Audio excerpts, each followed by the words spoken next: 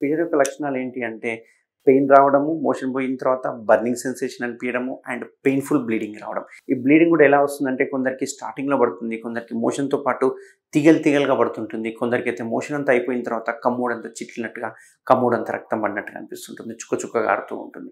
So, ఇట్లా bleeding ఉంటుంది. అంతేకాకుండా యానల్ కెనాల్ కంప్లీట్ క్లోజ్ అయిపోవడం వల్ల మోషన్ కూడా బయటికి రాదు.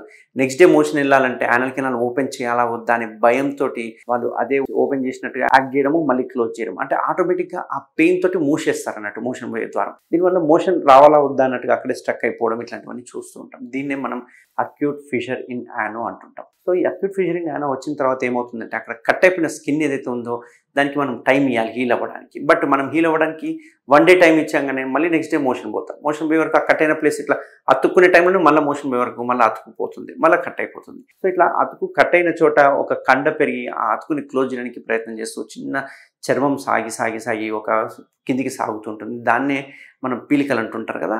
పులిపిల్ లాంటి పీలికలు ఉంటాయి. దాన్ని స్కిన్ ట్యాగ్స్ అంటాం. సెంటినెల్ పైల్ అంటాం. ఇది ఉన్నాయి అంటే అర్థం ఏంటంటే మీరు ఫిషర్‌తో బాధపడుతున్నారని అర్థం. ఎన్ని స్కిన్ ట్యాగ్స్ ఉంటే అన్ని ఫిషర్‌లు ఉన్నాయని అర్థం. సో, మీరు ఎవరైనా గమనించుకుంటే వాష్ చేసుకుంటే పీలికలు తగులుతున్నాయి అంటే అది పక్కా ఫిషర్ ఉందని అర్థం. సో, ఎన్ని పీలికలు ఉంటే అన్ని ఫిషర్‌లు ఉన్నాయని అర్థం. చాలామంది పీలికలను చూసి పైల్స్ ఉన్నాయి అనుకుంటారు. బట్ ఇవి పైల్స్ కావు. పైల్స్ ముద్దలు ముద్దల్లాగా ఉంటాయి. ఫిషర్ వలన వచ్చే పీలికలు అయితేనేమో సాగినట్టుగా ఉంటుంది. చర్మం సాగినట్టుగా ఉంటుంది.